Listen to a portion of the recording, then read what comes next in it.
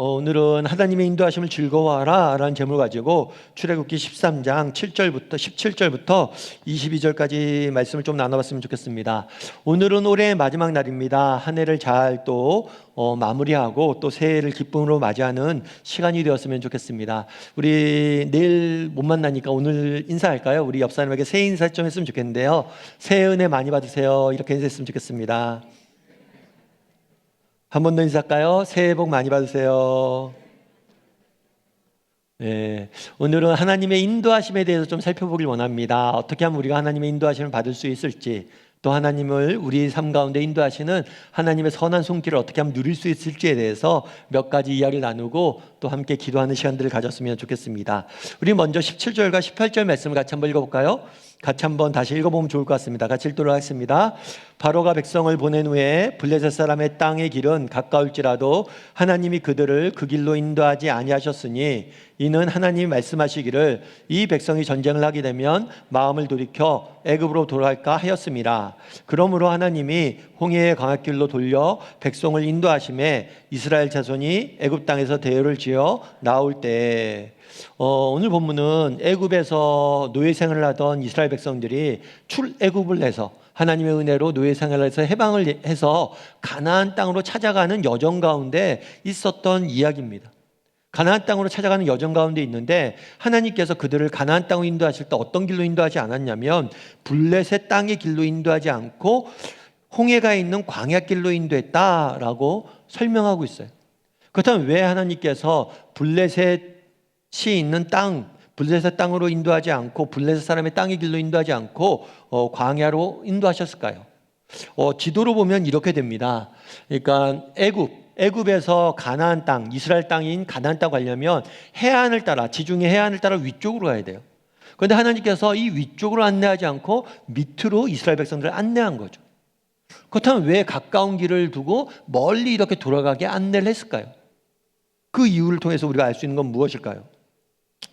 여러분, 하나님은 우리의 삶을 인도하실까요? 그렇지 않을까요? 하나님은 우리의 삶을 인도하십니다. 이거 분명해요. 그런데 여러분, 하나님이 우리 삶을 인도하시는데 하나님이 인도하시는 길이 우리가 가고 싶은 길과 같을까요? 다를까요? 여러분, 하나님이 인도하시는 길과 우리가 가고자 하는 길이 같을까요? 다를까요? 때로는 같을 수도 있지만 때로는 뭐예요? 다른 경우도 많아요.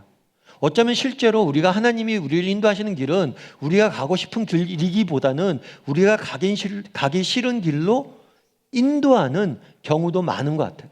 오늘 본문도 마찬가지죠. 오늘 본문에 보면 어디로 안내하지 않았냐면 블레셋 사람의 땅의 길로 안내하지 않았어요. 그런데 이 블레셋 길은 뭐라고 표현되어 있냐면 가깝다라고 표현되어 있어요. 이 가깝다라는 표현은 실제로 거리상으로도 아까 지도에서 봤지만 가까워요. 그런데 거리상으로 가까울 뿐만 아니라 편하고 가고 싶다라는 의미도 담겨져 있어요. 실제로 블레셋 땅의 길은 많은 여행객들이 그 길을 행했습니다. 그 길로 다녔어요. 주된 이동 경로지가 바로 그쪽 해안길을 따라가는 거였어요. 그런데 이상하게도 하나님께서는 그 해안길로 인도하지 않고 편한 길로 인도하지 않고 힘들고 어려운 광야길로 인도했다는 거예요. 그렇다면 왜 이렇게 했냐는 거예요. 이것에 대해서 하나님 뭐라고 얘기해요? 이스라엘 백성들이 블레셋 사람의 길로 가다가 전쟁을 만나면 그들이 다시 애굽으로 돌아갈까 두려워서 블레셋 길로 인도하지 않았다라고 이야기한 거예요. 다르게 말하면 이런 거죠. 뭐냐면 블레셋 땅의 길로 가요. 그런데 그 땅의 길로 가다 보면 뭘 만나게 돼요? 전쟁을 만날 수밖에 없어요. 그걸 하나님이 아신 거예요. 그리고 이스라엘 민족은 아직 전쟁을 할 준비가 안 됐어요. 그래서 이 전쟁을 피하기 위해서 밑에 길로 인도했다라고 성경은 말하는 거예요. 우리도 마찬가지란 거죠. 여러분, 우리 앞에 무슨 일이 기다리는지 우리 알 수 있습니까? 2024년도에 우리의 삶에 무슨 일이 기다릴지 우리가 알 수 있어요? 알 수 없어요. 정말 그건 우리는 알 수 없습니다. 그렇지만 하나님은 아신다는 거예요. 때로는 우리가 가고 싶은 길이 있죠. 이 길이 더 편한 것 같아요. 이 길이 더 좋은 것 같아요. 이 길이 내게 유익한 것 같아요. 이 길로 내가 가고 싶어요. 그런데 하나님께서 이 길로 안 보내세요. 그럼 왜 안 보내냐는 거예요. 실상 내가 보기엔 이 길이 좋은 길 같고 편한 길 같고 이 길이 내가 정말 가면 좋을 것 같지만 사실은 이 길 끝에 우리가 알 수 없는 위험이 있을 수 있고 이 길 끝에 우리가 알 수 없는 어려움들이 기다리고 있을 수 있다는 거예요. 그래서 때로는 우리가 보기에 원하지 않는 길, 내가 바라지 않는 길로 우리를 인도하는 경우들이 있다는 거예요. 그래 당장 힘들고 어렵지만 광야 길로 이스라엘 백성들을 인도하신 거죠. 제가 예전에 티벳이라는 땅을 여러분 아십니까? 이 티벳이라는 땅에서 양을 치는 목동의 이야기를 읽은 적이 있어요. 근데 재밌는 것은 티벳 지역에서 양이나 염소를 칠 때 목동들이 어떻게 하냐면 여름이 되면 이 양과 염소들을 풀이 잘 자라는 목초지로 인도하지 않는데요. 풀이 잘 자라 있는 목초지로 양과 염소를 데려가지 않아요. 오히려 풀이 없는 절벽으로 데려간대요. 그렇다면 여름에 풀이 되게 많이 자랐는데 왜 여름에 풀이 많은 목초지로 인도하지 않고 절벽으로 갈까요? 그 이유에도 쭉 적어놨는데 이 티벳 지방은 굉장히 고원지대예요. 그래서 겨울이 굉장히 춥습니다. 그래서 자칫하면 너무 여름에 편하게 지내면 겨울에 이 추위를 이겨내지 못한대요. 그래서 여름에 강인함을 키우기 위해서 정말 일부러 의도적으로 절벽 사이로 힘든 길로 양떼와 염소를 데려간다는 거죠. 그래야지만 겨울을 이길 수 있는 거예요. 마찬가지란 거죠. 정말 우리는 앞에 무엇이 기다리는지 알 수 없죠. 그래서 하나님께서 미래를 위해서 지금 준비하기 위해서 때로는 우리에게 힘들고 어려운 길로 안내할 수 있다는 거예요. 따라서 여러분들 우리도 정말 때로는 인생 살다 보면 하나님께서 우리에게 원하지 않는 길로 인도하실 때가 있어요. 정말 나는 바라는 게 이거고 내가 가고 싶은 건 이 길인데 하나님께 전혀 다른 길로 우리를 인도할 때가 있어요. 올해도 마찬가지였을 거예요. 여러분들 올해 갖고 있는 계획들이 있었을 겁니다. 여러분이 정말 하고 싶은 일들이 있었을 거예요. 그 중에서 많은 것들이 이루어지지 않을 수 있습니다. 여러분들이 정말 가고 싶은 길로 못 갔을 수 있어요. 내년도 마찬가지예요. 내년도 우리가 못 갈 수도 있습니다.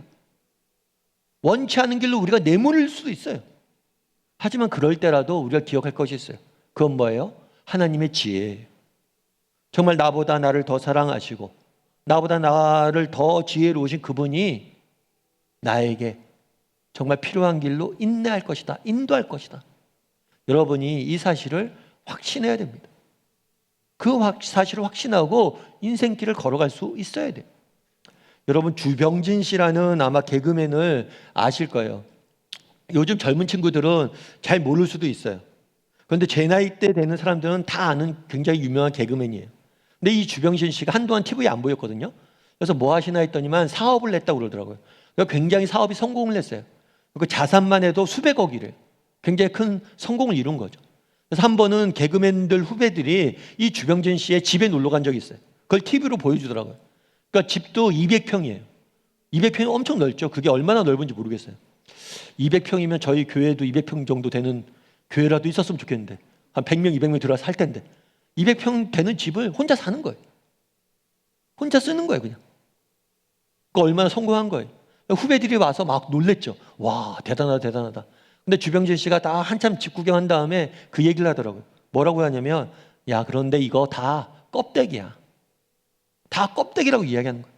그러면서 얘기를 하는 거예요. 자기가 어렸을 때 너무 가난했대요. 너무 가난해서 뭘 했냐면 내가 기필코 성공할 거다. 성공해서 돈도 많이 벌고 돈 벌면 넓은 집에서 내가 떵떵거리면서 살 거다. 이런 꿈을 가졌어요. 그리고 마침내 성공을 했어요. 그랬는데 성공을 해서 이렇게 사는데 이건 다 껍데기란 거예요. 그러면서 뭐라고 그러냐면 이 집은 따뜻한 집이 될 수는 없어. 크고 화려한 집은 될 수 있지만 따뜻한 집이 될 수는 없어. 왜 그러냐면 따뜻한 집은 사랑하는 사람과 함께 있을 때 따뜻한 집이 되는 거야. 너희도 나처럼 기회를 잃어버리지 말고 기회가 있을 때 따뜻한 집을 만들 생각을 해. 정말 사랑하는 사람들을 만나고 그 사람들과 함께 할 생각을 해.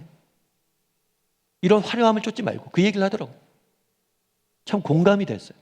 그러면서 나중에 뭐라고 덧붙였냐면 이 덧붙인 말이 더 기억에 남았어요. 뭐라고 그러냐면 맨 마지막에 이런 얘기를 쭉 한 다음에 그런데 너희들은 아마 모를 거야. 이해 아직 안 되겠지. 그 이해 안 되죠. 여전히 화려한 집에만 관심이 있죠. 따뜻한 집에는 관심 없고. 그런데 정말 필요한 건 따뜻한 집이란 거예요. 화려한 집이 아니라. 하나님도 마찬가지란 거죠.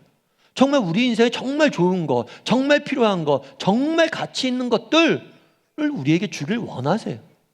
정말 따뜻한 삶을 화려한 삶이 아니라 따뜻한 삶을 우리에게 주길 원하시는 거예요. 그렇기 때문에 때로는 우리가 모르는 길도, 우리가 이해할 수 없는 길로도 보낼 수 있다는 거예요. 그래서 어떤 사람은 이런 이야기를 하더라고요. 하나님은 우리를 어떻게 인도하시냐면 우리가 가고 싶은 곳이 아니라 우리가 있어야 될 자리로 우리를 안내하신다. 정말 우리가 가고 싶은 것이 우리가 있어야 될 자리와 같으면 좋겠죠. 하지만 때로는 다를 수 있습니다. 그럴 때라도 하나님의 지혜를 신뢰하세요. 그래서 정말 하나님께서 내 삶을 더 풍요롭게 하기 위해서 하나님의 지혜 가운데 우리의 인생길을 때로는 블레셋 길이 아니라 정말 광야길로 인도하시는구나. 그런 믿음을 가지고 정말 하루하루 살아갈 줄 아는 저나 여러분이 되기를 주님의 이름으로 소원합니다. 두 번째로 살펴보길 원하는 것은 21절부터 22절이에요. 우리 한번 같이 읽어볼까요? 같이 읽도록 하겠습니다.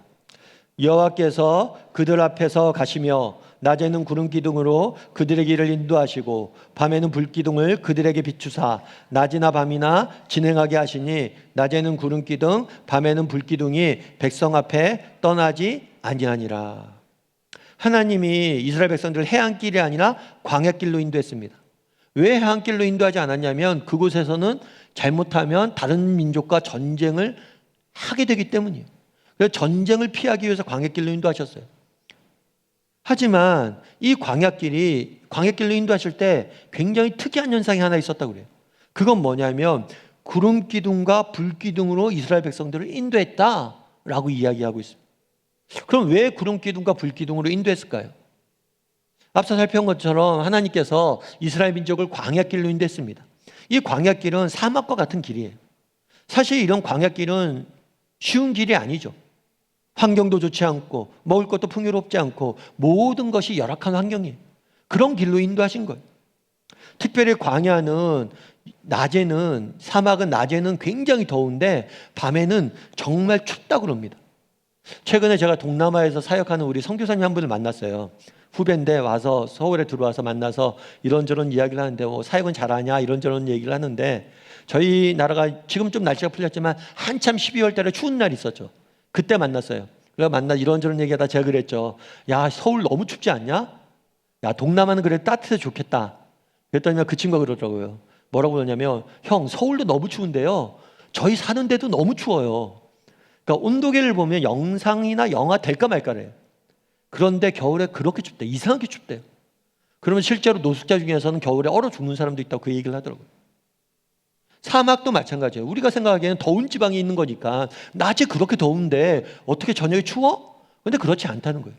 저녁에 엄청 기온이 떨어지면서 추위가 심각하다고 그럽니다. 그날에 하나님께서 불기둥과 구름기둥으로 인도하셨다고 그래요. 낮에는 구름기둥이 쭉 떠오릅니다. 그럼 이 구름기둥이 뭘 형성하냐면 큰 그늘을 형성을 해요. 그래서 이 그늘 가운데 뭘 피할 수 있어요? 더위를 피할 수 있는 거예요. 그리고 밤에는 이 구름기둥이 불기둥으로 변하는 거죠. 그럼 이 불기둥으로 인해서 뭘 보호하는 거예요? 추위로부터 이스라엘 백성들을 보호했던 거예요. 열기가 나오니까. 결국에 구름기둥과 불기둥이 상징하는 건 뭐냐? 하나님의 보호하심을 상징하는 거예요. 하나님 광야길로 인도하셨습니다. 그럼에도 불구하고 그 힘들고 어려운 길로 인도하셨지만 그곳에서도 여전히 그들의 인생을 지키고 보호하셨음을 보여주는 거예요. 우리도 마찬가지란 거죠. 우리도 눈에는 하나님이 보이지 않습니다. 눈에는 구름기둥과 불기둥을 우리는 본 적이 없어요. 그렇지만 우리는 정말 하나님께서 우리의 인생길 인도하실 때 늘 우리의 인생을 보호하고 지키신다는 거예요. 저도 마찬가지였던 것 같아요. 저도 인생을 살 때 쭉 돌아보면 연말이니까 우리가 과거의 삶들을 돌아보기도 하고 그러잖아요. 돌아보면 정말 내가 원하지 않았던 길들로 하나님께서 인도하신 적들이 너무 많아요. 대학 4학년 때도 그랬죠. 대학 4학년 때 제가 나름대로 대학교 때 꿈꿨던 거 있어요. 그건 대학교 4학년 때 IMF가 터졌어요. 그러면서 완전히 제 인생이 엉망진창이 되고 제가 원하지 않는 길로 가게 됐어요. 뿐만 아니라 제가 신대원 갈 때도 그렇고 나중에 개척할 때도 마찬가지였죠. 사실은 저는 개척하려고 그렇게 개척을 해야지 이런 생각이 없었어요. 그런데 하나님께서 상황들을 만들어 가시면서 개척의 길로 인도하셨거든요. 원하지 않은 길로 간 거예요, 사실은. 그런데 제가 그렇게 하나님께서 제 인생을 원하지 않는 길로 몰아넣으셨을 때가 많은데 그때마다 느꼈던 게 있어요. 그건 뭐냐면 그럼에도 불구하고 하나님이 뭘 하신 거예요? 아, 지키시구나. 아, 내가 인도하시는구나. 하나하나 필요한 것들 채우고 하나하나 먹이시고 인도하시고 채워가시는구나. 하나님이 일하시는구나 라는 걸 느꼈던 거예요. 여러분들도 한번 돌아보세요. 여러분 인생을 쭉 한번 돌아보세요. 정말 여러분 인생이 정말 하고 싶은 것들로만 다 됐습니까? 가고 싶었던 길로만 갔어요? 그랬으면 지금 사람과 같이 함께 살고 있지 않았을 수도 있겠죠. 가고 싶은 대로만 다 가지 않아요. 때로는 하나님께서 원치 않는 길로 가게 하세요. 그런데 뭐예요? 그 길의 끝에 가다 보면 정말 하나님께서 내게 꼭 맞는 길, 내게 합당한 길로 보내셨구나 라는 걸 느끼게 되는 거예요. 뿐만 아니라 하나님께서 나를 숨기시고 보호하시고 인도하셨구나 라는 걸 맛보게 되는 거예요. 제가 아는 선교사님이 한 분이 계세요. 그 선교사님 같은 경우에는 중국에서 선교하시는 분이에요. 중국에 선교하시는데 한 번은 이민 목회하시는 거죠. 이민 목회하시는데 한 번은 그런 얘기 하더라고요. 뭐 어떤 일이 있었냐면 이민교회에서 이민 목회하는데 제자 훈련을 했어요. 훈련생들을 가지고 훈련생들과 함께 제자 훈련하고 사역 훈련하고 이렇게 훈련 사역을 하신 거죠.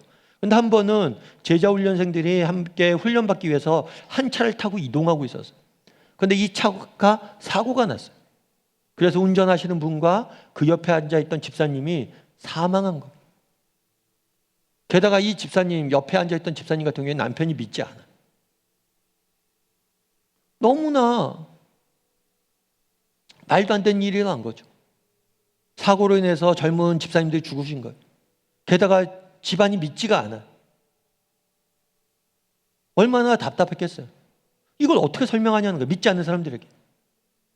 정말 교회에 나가서 정말 훈련받겠다고 그렇게 열심히 교회 섬겼는데 잘 돼야 정상인데, 믿지 않는 사람들 눈에 잘 돼야 정상인데 오히려 그러다가 죽게 된 거예요. 설명할 수가 없죠. 그런데 놀라운 것은 이렇게 장례가 끝나고 나서 이렇게 그 장례식도 이렇게 하고 끝나고 나서 그 믿지 않는 불신 남편이 목사님을 찾아왔대요. 찾아와서 그런 얘기를 하더래요. 참 그동안 너무 감사했다고. 왜냐하면 우리 아내가 너무 교회 다니는 걸 좋아했고 행복해했다고. 그래서 그동안 교회에서 잘 우리 아내 돌봐줘서 정말 행복한 삶을 살 수 있게 도와줘서 너무 감사하다고 이야기를 하더라고요. 그러면서 그 목사님 그러는 거예요. 너무 놀랍다고. 정말 하나님의 그 은혜가 너무 놀랍다고. 우리 생각에는, 인간적인 생각에는 저 사람이 불신자가 얼마나 낙심했을까, 얼마나 괴로워할까, 얼마나 정말 교회에 원망을 많이 할까 그랬는데 오히려 교회에 감사하도록 은혜를 주시는 거예요. 하나님. 그렇다는 거죠. 여러분, 우리 인생을 살다 보면 우리가 원하지 않는 광야길로 갑니다. 그럼 광야길로 가면 우리가 죽느냐? 아니에요. 광야길로 가서 정말 우리가 정말 굶어 죽느냐? 아니에요. 그곳에서도 하나님께 불기둥과 구름기둥으로 우리의 인생을 지킬 것이라는 거예요. 여러분들은 이것들을 너희가 확신하라는 거예요. 우리도 마찬가지입니다. 올해도 마찬가지였고 내년도 마찬가지예요. 내년에 우리가 계획을 세웁니다. 그런데 우리가 계획대로 안 될 수도 있습니다. 하지만 그곳에서도 하나님의 인도하심과 보호하심이 있을 거예요. 이 사실을 여러분 확신해야 돼요. 성경은 하나님에 대해서 누구라고 이야기합니까? 우리 하나님은 눈동자와 같은 분이라고 이야기해요. 우리 하나님은 졸지도 않고 주무시지도 않고 우리 인생을 인도하고 우리를 인생을 지키고 보호하시는 분이라고 소개합니다. 우리 하나님 졸지 않으세요. 우리 하나님 주무시지 않으세요. 그리고 우리를 지키고 보호하세요. 제가 예전에 저희 큰애가 어렸을 때 일이에요. 어렸을 때 우리 큰애가 화상을 한번 입은 적이 있어요. 우유를 주려고 이렇게 물을 끓였는데 그 물에 쏟아져서 애가 손을 댔어요. 빨리 병원에 데리고 갔죠. 데려갔는데 애가 너무 아파서 우는 거예요. 막 울고불고 난리가 났죠.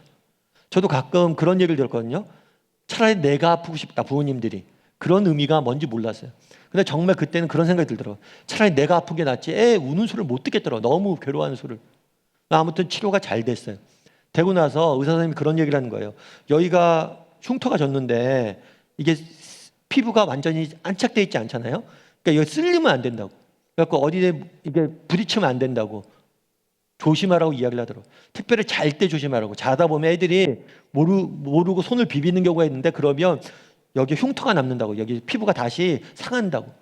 지키고 있으라고 그러더라고요. 그리고 병원 끝나고 병원에 치료받고 이제 집으로 왔어요. 집으로 오니까 애도 피곤하고 힘들었는지 자더라고요. 애가 자는데 부모가 잘 수 있나요? 지켜봐야죠. 왜요? 손 잘못 쓸까 봐. 옆에서 계속 뜬 눈으로 지켜보는 거예요. 저거 잘못 손 못 쓰게 하려고. 그때 정말 하나님이 졸지도 않고 주무시지 않는다는 게 이런 의미겠구나. 정말 아버지 되신 하나님께서 우리는 정말 모르고 잘 때조차도 우리를 지키시겠구나. 여러분, 우리 하나님은 누구십니까? 졸지도 주무시지도 아니하시는 하나님이세요. 우리 하나님은 누구세요? 불기둥과 구름기둥으로 우리를 인도하시는 분이세요. 인생에 어려움들이 있을 수 있습니다.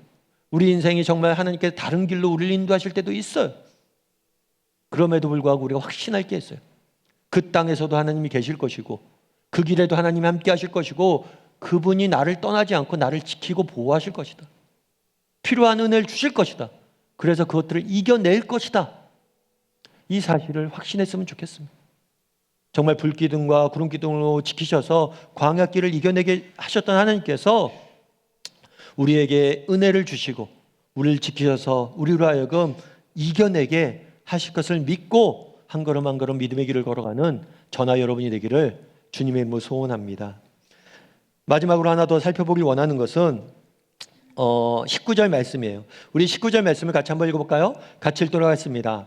모세가 요셉의 유고를 가졌으니 이는 요셉이 이스라엘 자손으로 단단하니 맹세하게 하여 이르기를 하나님이 반드시 너희를 찾아오시리니 너희는 내 유고를 여기서 가지고 나아가라 하였음이니라. 이스라엘 백성들이 출애굽을 할 때 뭘 가져갔다고 그랬냐면 재산을 가져갔다, 뭘 가져갔다 이런 걸 기록하지 않아요. 뭘 가져갔다고 그러냐면 요셉의 유고를 가져갔다고 그래요. 한 사람이 죽었어요. 죽었으면 이제 시체를 지냈어요. 장례를 지냈어요. 그럼 남은 뼈를 가져간 거예요. 그럼 이걸 왜 가져갔냐는 거예요. 왜 이거 가져간 이유는 요셉의 유언 때문이에요. 요셉이 아시다시피 요셉은 어떤 사람이었어요? 원래 요셉은 야곱의 아들이었죠. 12명의 형제들과 함께 같이 지내고 있었습니다. 그런데 형들이 어느 날 시기와 질투에 빠졌어요. 그래서 요셉을 뭘 했냐면 애굽의 노예로 팔아버립니다. 여러분이 요셉이라면 어떻겠어요? 요셉의 심정이라면 어떻겠어요? 정말 애굽의 노예로, 낯선 땅의 노예로 팔려갑니다. 그런데 그 팔려가는 게 형들이 자기를 배신하 팔아버린 거예요. 얼마나 비극적인 일이에요. 노예 생활하는 것도 비극고 슬픈 일이죠. 그런데 형들이 나를 팔았다는 게 더 큰 아픔이었을 거예요. 온통 상처와 아픔만 갖고 애굽에 내려갑니다. 그런데 요셉에게는 꿈이 있었어요. 하나님 앞에 정직히 기도했습니다. 하나님이 이 땅에 날 보내신 이유가 있을 것이다. 정말 그냥 형들이 팔아서 내가 온 것이 아니라 하나님이 나를 이 땅에 보내셨다. 그리고 이곳에 보내신 이유가 있을 것이다. 그리고 나는 그 이유를 다 이룬 다음에 고향에 돌아갈 것이다. 그날도 마찬가지인 거예요.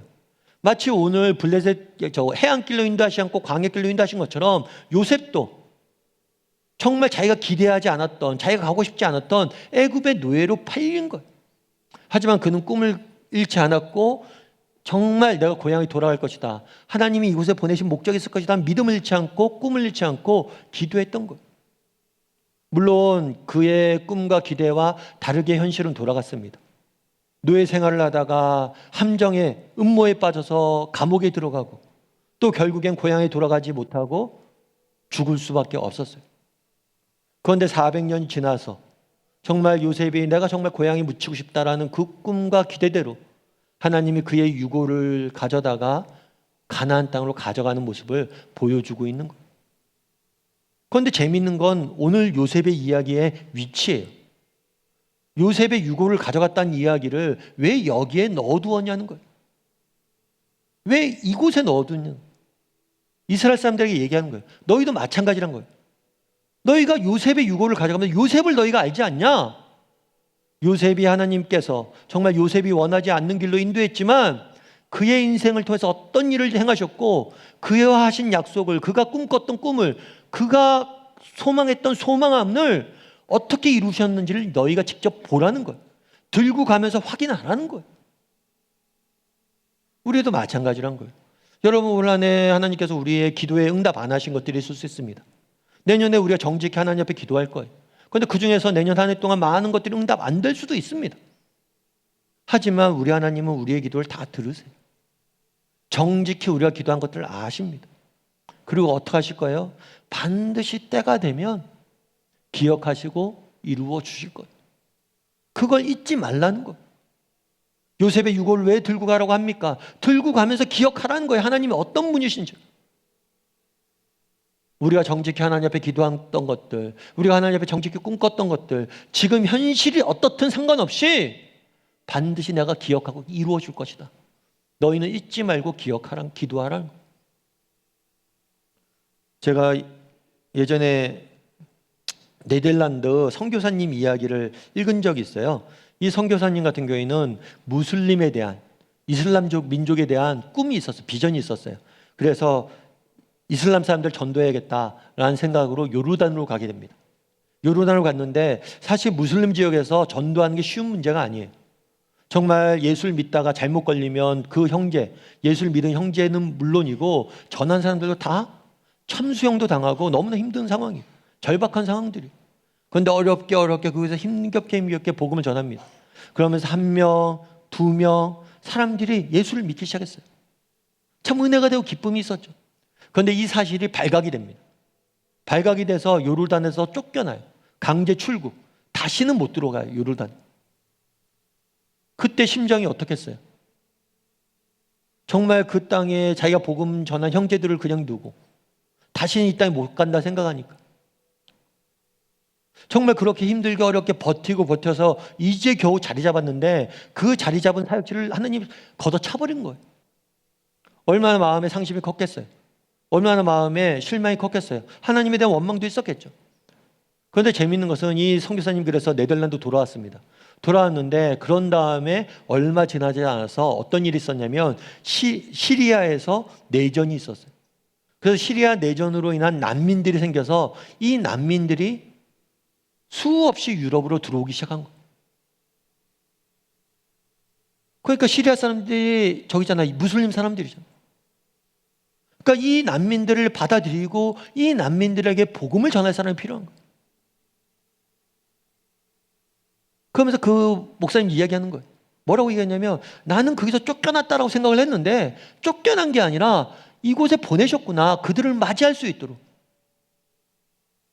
그러면서 자기가 젊은 날 무슬림들을 위해서 기도했던 그 기도 제목들, 그것들 여전히 하나님께서 전혀 다른 길로 그 꿈을 포기하게 만드셨는데 또 전혀 다르게 그 꿈을 이루어 가신다는 걸 느꼈다는 거예요.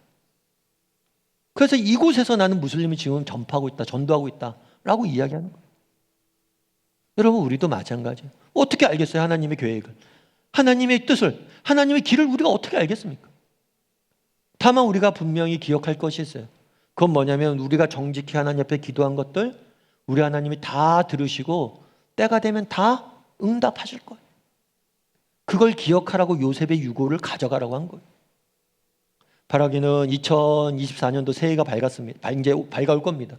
정말 요셉의 유고를 우리도 들고 갔으면 좋겠어요. 그래, 정말 요셉의 기도를 들으시고 꿈을 아시고 소원함을 아시고 정직 그것들을 이루어 가신 하나님, 그 하나님이 나에게도 함께 하실 것이다. 그런 믿음을 가지고 또 올 한 해 정리하고 또 새해를 맞이하며 또 올 한 해 기도하고 정직한 마음 하나님께 기도하고 새해에도 기도하면서 맞이하는 저나 여러분이 되기를 주님의 이름으로 소원합니다.